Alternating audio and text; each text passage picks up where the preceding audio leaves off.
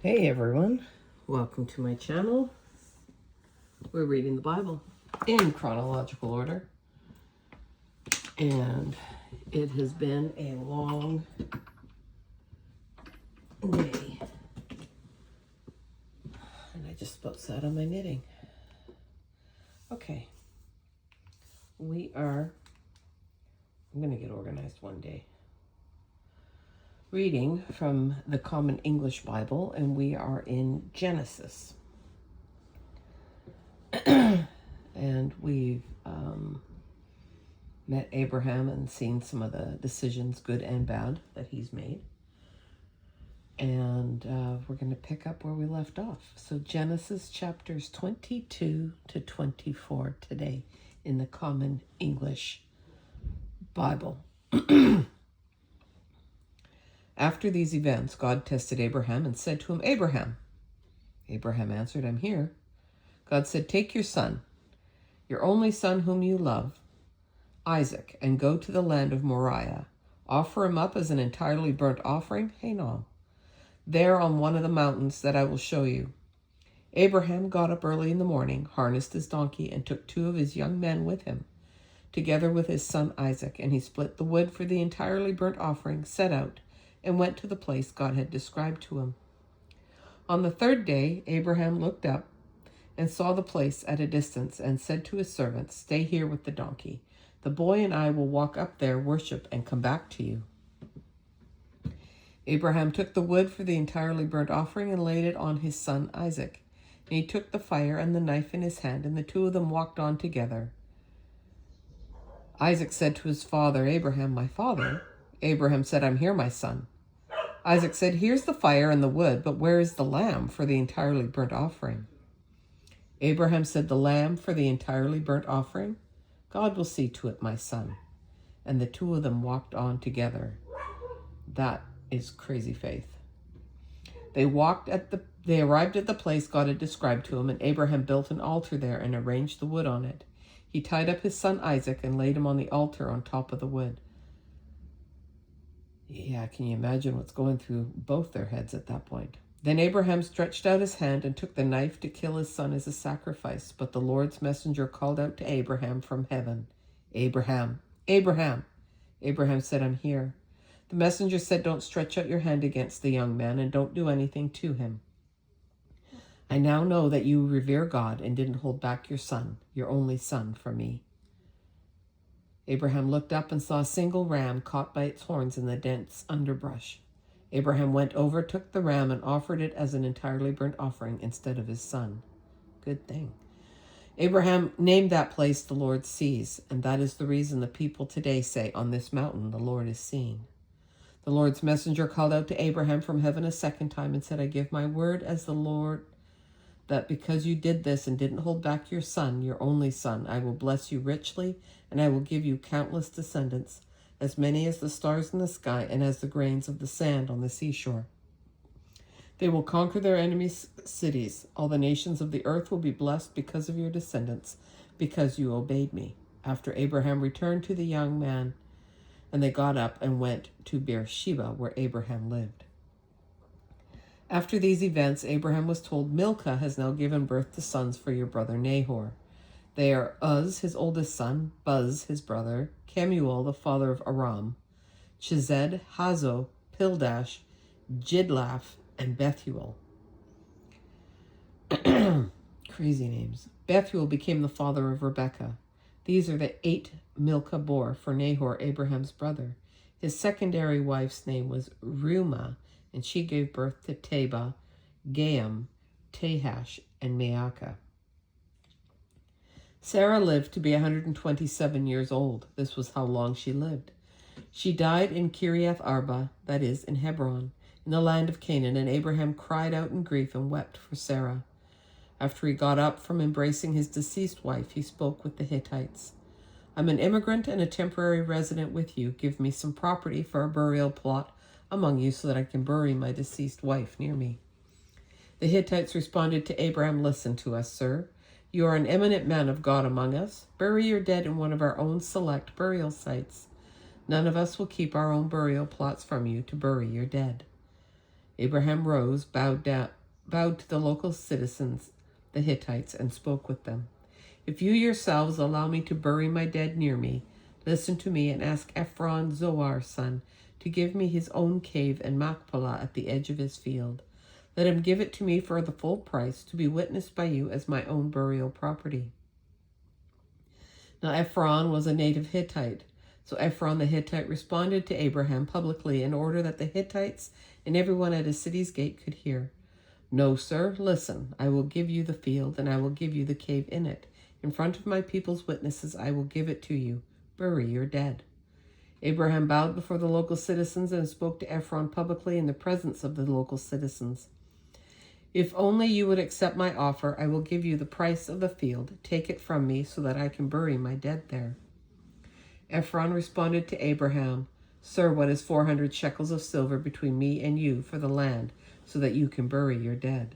So Abraham accepted Ephron's offer and weighed out for Ephron the silver he requested publicly before the Hittites, 400 shekels of silver at the current rate of exchange. So the field of Ephron in Machpelah near Mamre, the field and the cave in it, and all the trees within the field's boundaries, was officially transferred to Abraham as his property in the presence of the Hittites and of everyone at his city's gate.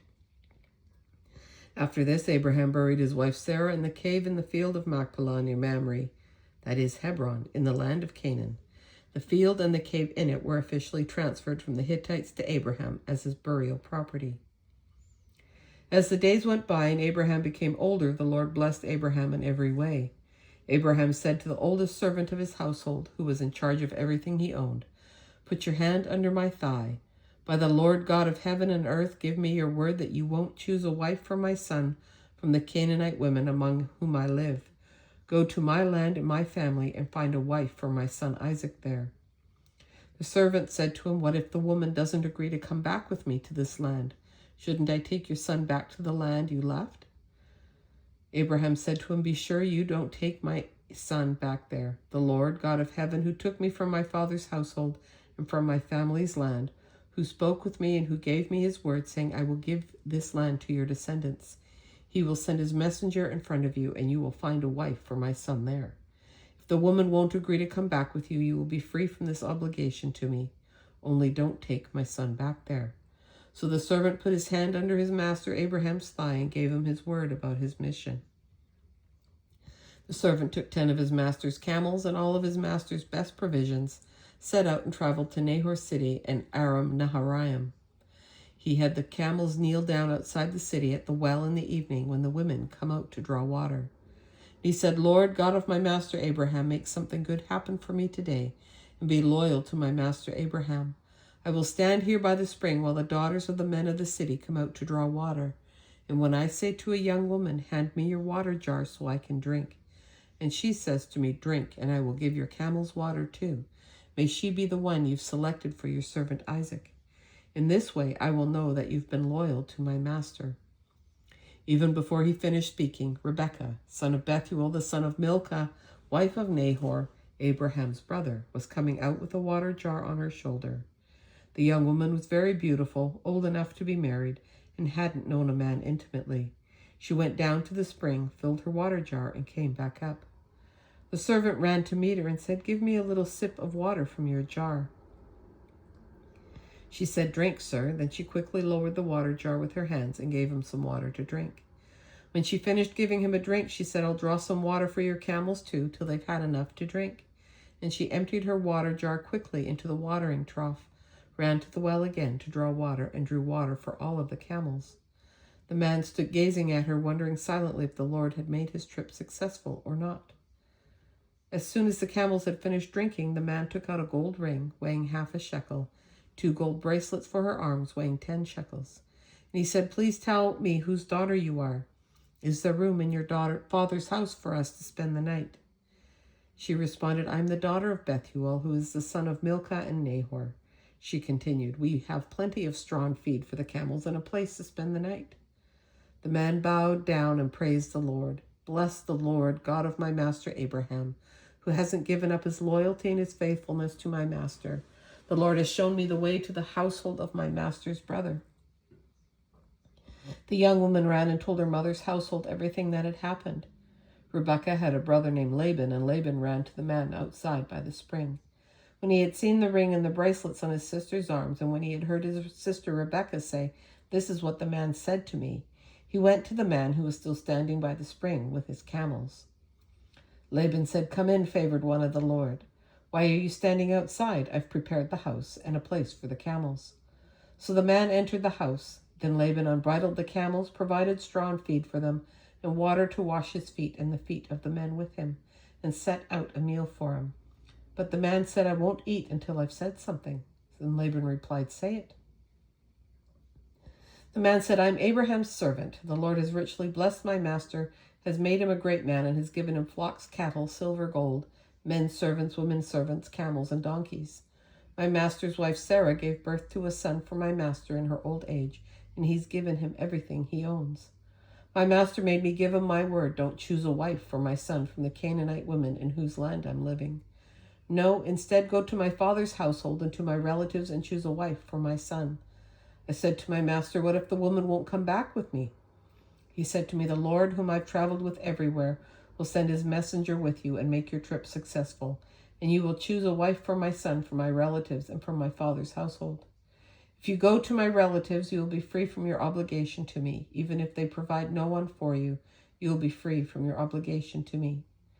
Today I arrived at the spring, and I said, "Lord God of my master Abraham, if you wish to make the trip I'm taking successful, when I'm standing by the spring, and the young woman who comes out to draw water, and to whom I say, 'Please give me a little drink of water from your jar,' and she responds to me, 'Drink, and I will draw water for your camels too,' may she be the woman the Lord has selected for my master's son." Before I finished saying this to myself, Rebekah came out with her water jar on her shoulder and went down to the spring to draw water, and I said to her, "Please give me something to drink." She immediately lowered her water jar and said, "Drink, and I will give your camels something to drink too." So I drank, and she also gave water to the camels. Then I asked her whose daughter you are. And she said, "The daughter of Bethuel, Nahor's son, whom Milcah bore him." I put a ring in her nose and bracelets on her arms. I bowed and worshipped the Lord and blessed the Lord, the God of my master Abraham, who led me in the right direction to choose the granddaughter of my master's brother for his son. Now, if you're loyal and faithful to my master, tell me. If not, tell me, so I will know where I stand either way. Laban and Bethuel both responded, "This is all the Lord's doing. We have nothing to say about it. Here is Rebekah right in front of you. Take her and go. She will be the wife of your master's son, just as the Lord said." When Abraham's servant heard what they said, he bowed low before the Lord. The servant brought out gold and silver jewelry and clothing and gave them to Rebekah. And to her brother and to her mother he gave the finest gifts. He and the men with him ate and drank and spent the night. When they got up in the morning, the servant said, "See me off to my master." Her brother and mother said, "Let the young woman stay with us not more than 10 days, and after that she may go." But he said to them, "Don't delay me. The Lord has made my trip successful. See me off so that I can go to my master." They said, "Summon the young woman and let's ask her opinion." They called Rebekah and said to her, "Will you go with this man?" And she said, "I will go." So they set off, their sister Rebekah, her nurse, Abraham's servant, and his men. And they blessed Rebekah, saying to her, "May you, our sister, become thousands of 10,000. May your children possess their enemies' cities." Rebekah and her young women got up, mounted the camels, and followed the man. So the servant took Rebekah and left. Now Isaac had come from the region of Beer Lahai Roi and had settled in the arid southern plain. One evening Isaac went out to inspect the pasture, and while staring he saw camels approaching. Rebekah stared at Isaac, got down from the camel, and said to the servant, "Who is this man walking through the pasture to meet us?" The servant said, "He's my master." So she took her headscarf and covered herself. The servant told Isaac everything that had happened, and Isaac brought Rebekah into his mother Sarah's tent. He received Rebekah as his wife and loved her, and so Isaac found comfort after his mother's death. Well, that's one way to deal with grief, I suppose. All right, and that is our reading for January 19th, 2026. Thanks for joining me. I appreciate it. Hope you'll join me again tomorrow. Take care, and bye for now.